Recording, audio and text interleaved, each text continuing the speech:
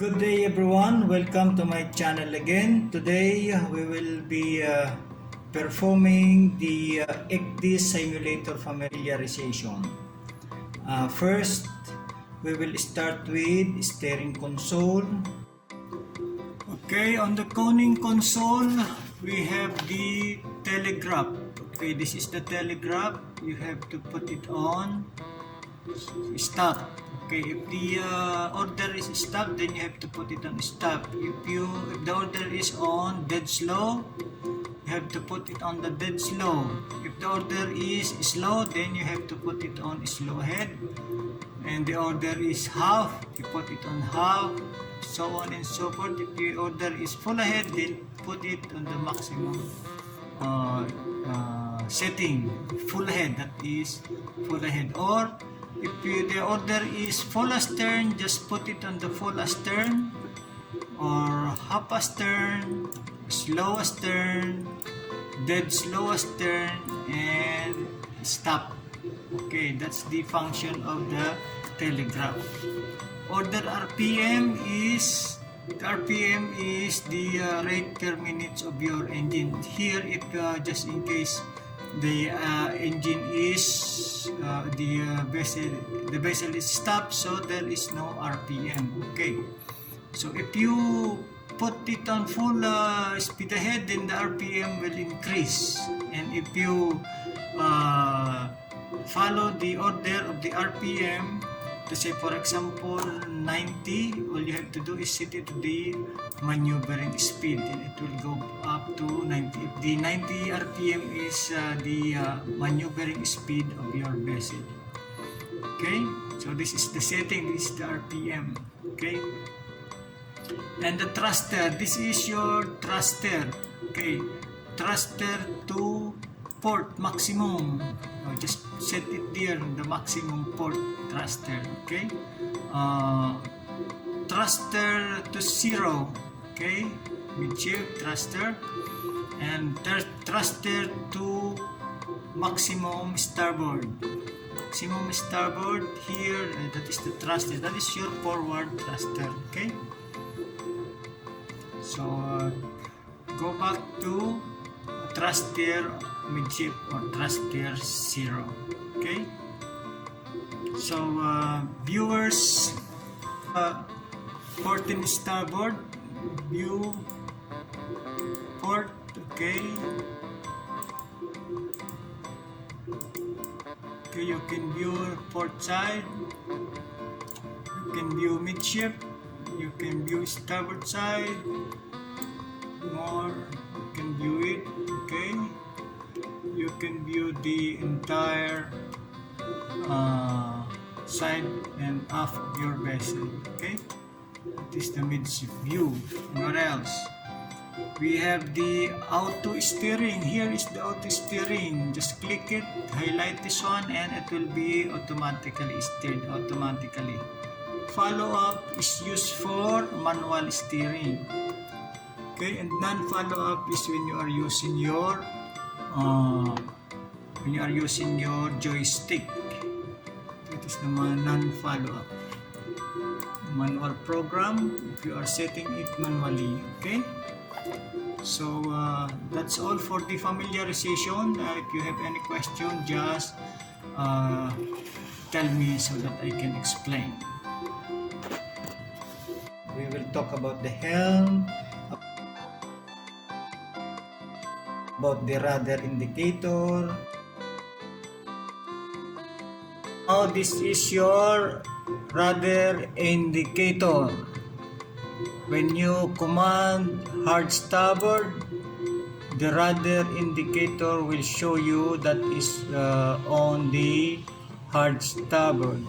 You command midship, and your radar indicator will show your radar it is on midship. You command hard port, again the radar indicator will show you that your radar is on hard port. You command midship and you set it on midship, and the radar will show you it is on midship. That is our rudder indicator. The compass repeater. For the compass repeater, this is your compass repeater. You can see here that it is on 230 degrees. Okay, that is the repeater. This is the compass direction, 232. Now, if you make your rudder on hard starboard, you will see that the rudder, the compass degrees will go and increase from 231. It will increase slowly to 240. All you have to do is go to midship, so that the increase in your compass direction will slow down. You have to counter it. You have to command hard port so that the swing or the rate of turn will be controlled, and you go back to midship so that you can steer your vessel. This is your compass repeater. Okay, and the indicator of your compass is here on the digital display.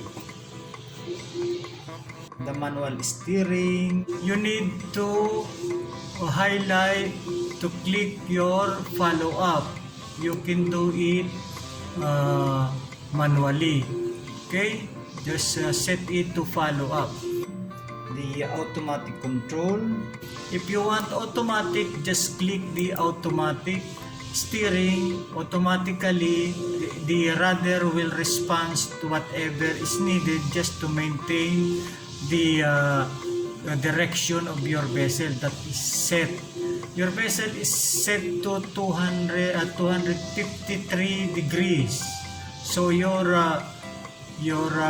automatic steering will continue to control your vessel close to the 253 degrees automatically. You see, even though you do not touch this manual indicator, then automatically your auto steering will adjust to the required rudder angle, so that you can maintain as close as much as possible to the 253 degrees setting you made on your compass. Okay, you see, this is the automatic steering. It is set to the auto. If you are going to do it manually, you have to shift it follow up. Okay, you see, it lights up. So we go back to automatic. Okay, the road tracking and also the rate of turn.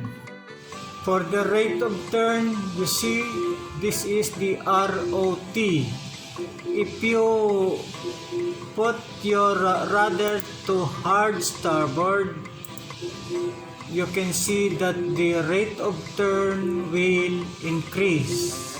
You see, now your rudder is already on hard starboard. So you will see that the rate of turn now increasing. Okay, your rate of turn is here 26 to starboard.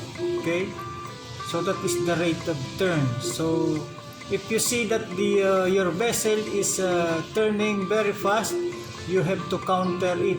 Okay, or you just put your rudder on midship and do the other way, the hard port, so that you can control your rate of turn.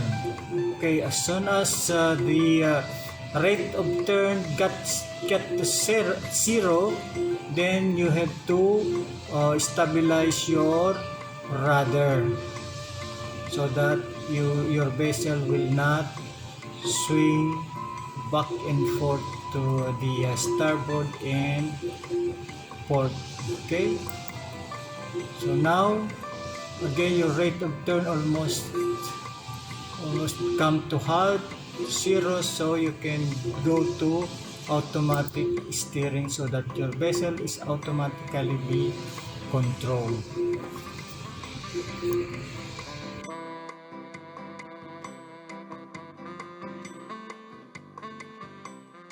Next will be the bridge software based equipment, that is with the embedded GPS. Okay, on this conning console you have your GPS. You can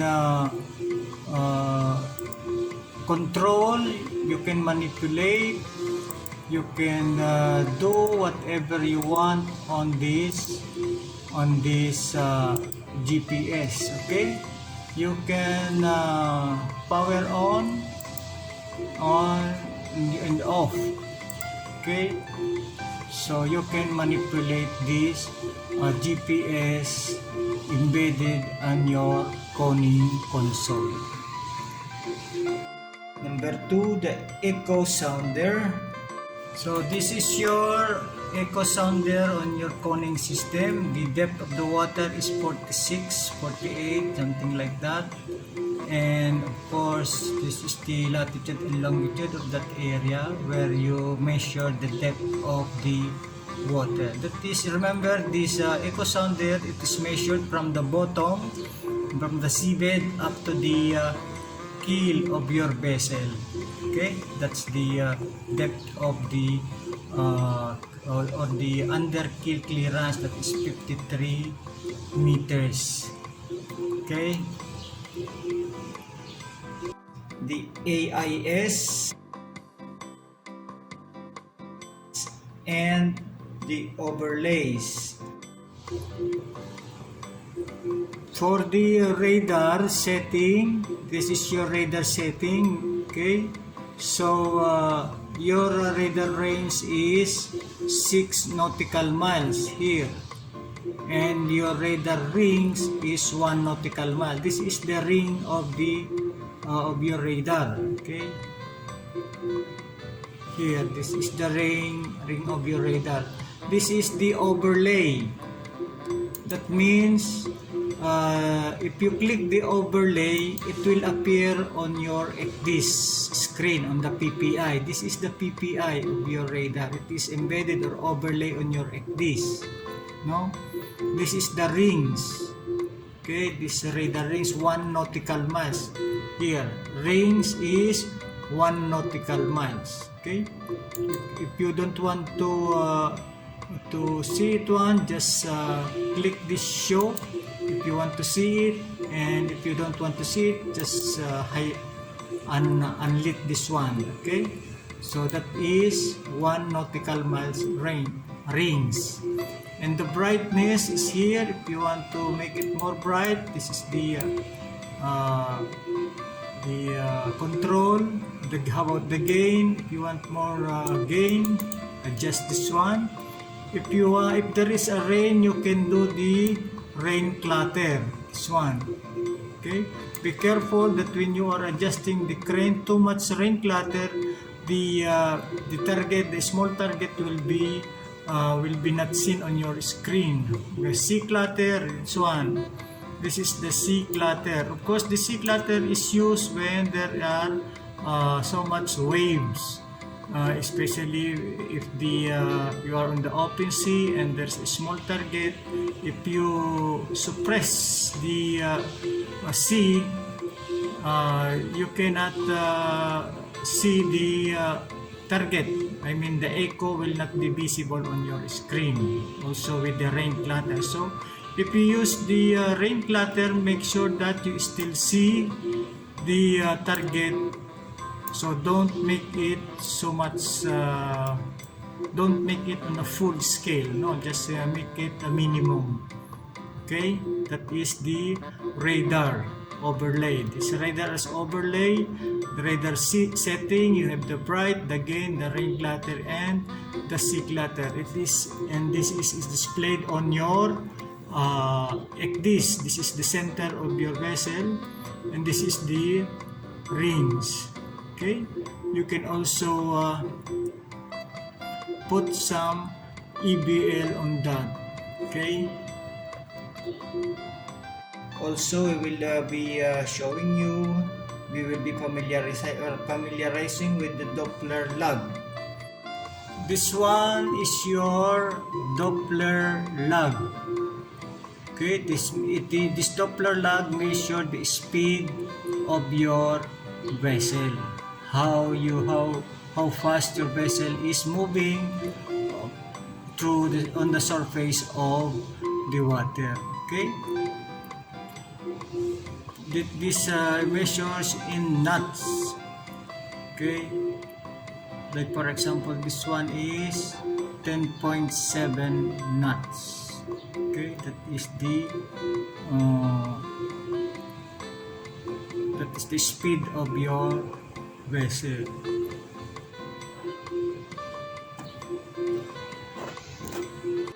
And the repeater. Okay.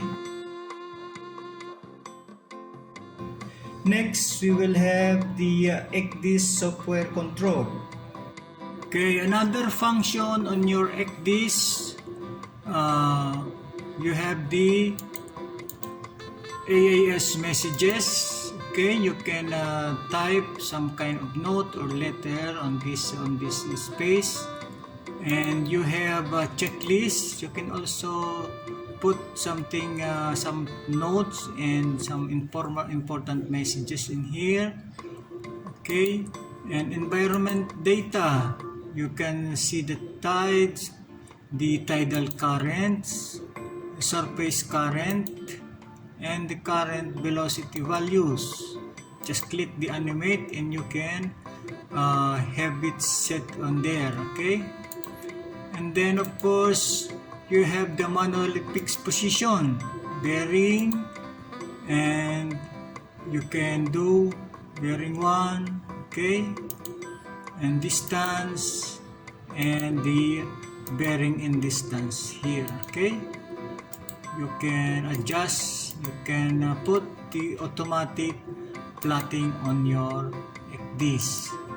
For the navigator, of course, when you use this function, it will display the heading, the speed through the water, the course over the ground, the speed over the ground, the rate of turn, and the XTD. For example, your vessel is already away from the coastline, it will display the XTD, or how far you are drifting away from your coastline. Okay, that's the navigator. The parallel index line. Okay, you can use this line 1 and line 2 for your parallel index. So I hope you know already how to use this parallel index line. The precision instrument, here you can have the precision instrument. Okay, the distance log 1 and log 2. Okay, the bottom of the okay, course over the ground, the vector, you can set it all. Okay, on the speed. Okay, next will be radar setting. Here you can have it, you can adjust the gain, the rain clutter, the sea clutter, and you can adjust the range rings or the range of the radar. Okay. Okay. Next, you have the route data. Route data, you can set your route plan in here, and it will give you some kind of a schedule. Sensor data status, of course, this fixed UTC, you have the time. Okay, you have the latitude and longitude, the quality difference, the satellite, what kind of satellite is that, the HDOP, the data age, yeah. Okay, and of course You have also the AES VDL data. Yeah, here latitude and longitude. Of course, it is already recorded on your voice video recording or the black box on the vessel. Okay. Special purpose object. Okay. Object static, circle, relative, movable, and static UPS. You can add them. Okay. Okay, and hide them all object, load object, all of that function you can do on your ECDIS. What else? We have the sun and moon. Okay, set point, sun and moon, set point, and you can have the latitude and longitude, ship's position, the bearing, the distance, and the range. Okay. Next, you will have system information, the drift, how much the drift you are making, the current in your vicinity, the safety contour, 30 meters is the setting here, the true wind, your relative wind, the water temperature, the depth. Okay, you can see here the depth is 1.1 because your vessel is already aground. Okay. Trial maneuver. You can also use your trial maneuver. Okay.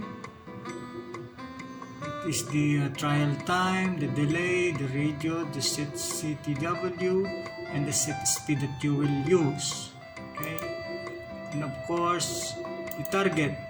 Okay. Guard zone. You can put some guard zone 1 and guard zone 2. Okay. You can put that one. You can see here on your this is the guard zone. Okay. Okay. What else? We have the track control panel. Okay, load road. Okay. For example, the road this road number 8. Of course, it will give you some data. Distance to the waypoint is 6,447. XTD or so much drift from that waypoint because it is already that road plan is very far from you. Okay. What else?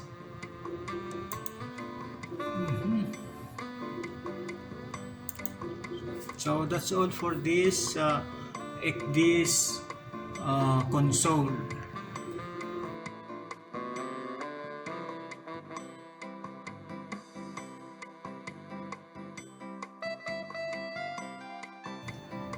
And of course that includes the radar.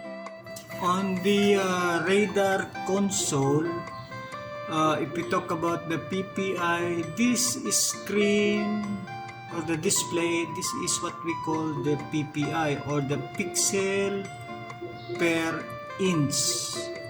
That is the meaning of the PPI, pixel per inch. It regards with the resolution. No?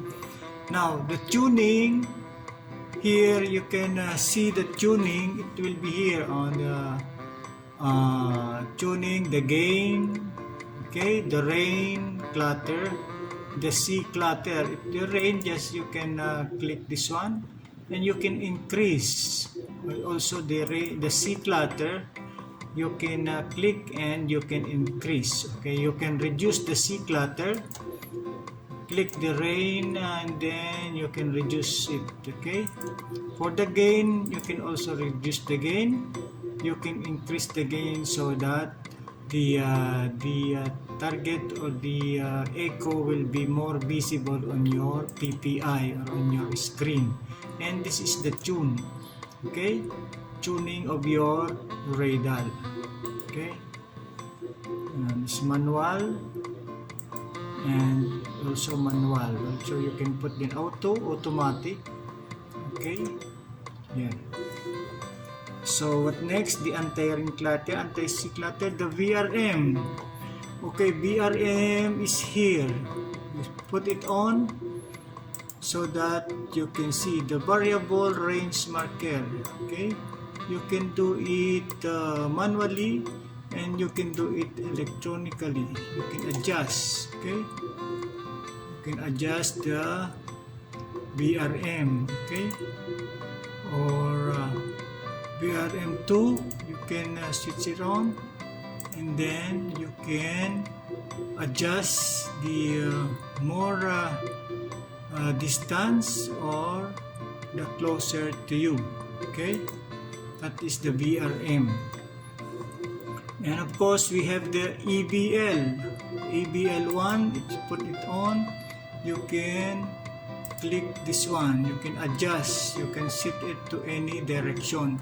Electronic bearing line will give you the correct bearing for the target. For example, this island, you want to measure the bearing of the tip of the island, you can put the EBL there, and then you can see that the bearing is 353.2 degrees. That is true bearing because you are on the north up. Okay, so the next will be the range. The range here, your radar now is set to 3 nautical miles range. Just click the plus button, you will see it will increase. Okay, the 6 nautical miles, and more bigger area can be seen on your radar. You want it 12, then more visible, more area can be seen on your screen, but it is difficult to identify if you have to just put it on the suitable range of your radar, so that you can identify easily the target or the echo on your radar. Okay, so what else? We have the display mode. Okay, so of course the display mode. For the display mode, we have the north up, we have the course up, and we have the course up, north up, and head up. Okay, so what else? Target vector. Now if you acquire this target, for example, there is some kind of a vessel, you acquire this, and then you can see the target vector of that vessel, whether it is set to 6 minutes, 12 minutes, or 3 minutes. Okay, that is the target vector, the length of the vector that is being displayed when your target is already visible on your screen. Okay. Okay, the ship's navigational info. Another function of the ECDIS is here on the task list. Okay, on the task list you have the AIS. Okay, you can put on the AIS, and then you have also the advanced planning, where you can make your route plan. You have to just click it and just click new, and of course you can do the route planning on your ECDIS. Okay, after you have done the route planning, don't forget to check route. Okay, and then click it and play, and then if there is no alarm, you have to click the monitoring, and it will be ready for your voyage. Okay, that's as simple as that. Okay, that is how to make your route plan. What else is there on the task list? You have the chart. For the chart, you have to select layers, just select it all, or you like to want to the base chart, the standard. The base chart, there is not much information. On the standard, there's a little information in it. Or the custom, if you want some customs display, or if you want it all to be displayed, just click the all setting. Okay, what else? On the task list, you have the configuration. Okay, this is the configuration of your ECDIS, and of course you have the logbook. All the activities that you made on your logbook is already set here. It is being recorded.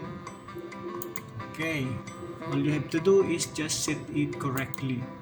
Also, we have the manual correction of your ECDIS chart. And we have the maps, okay, the monitoring, the navigation, okay, latitude and longitude, the heading, the speed, the echo sounder, it's all there. And of course, we have the navtext.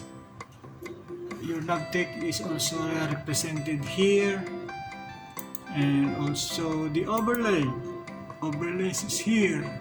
Okay, so if you want to see all these things, you just click this, just highlight this one. And of course the target, you can see the target here, CPA, the speed over the ground, the range, the bearing, etc, etc. And of course the task, the last is the task. So if you want to see the tides, you have already here. Okay, the ports, for example, the ports, select a port and then select country, so Abadan, Iran, for example. Then you can reset. Okay, ports, select area. That's how to do it. The target vectors, the target path track, the target echo, and also we will familiarize with the ECDIS itself.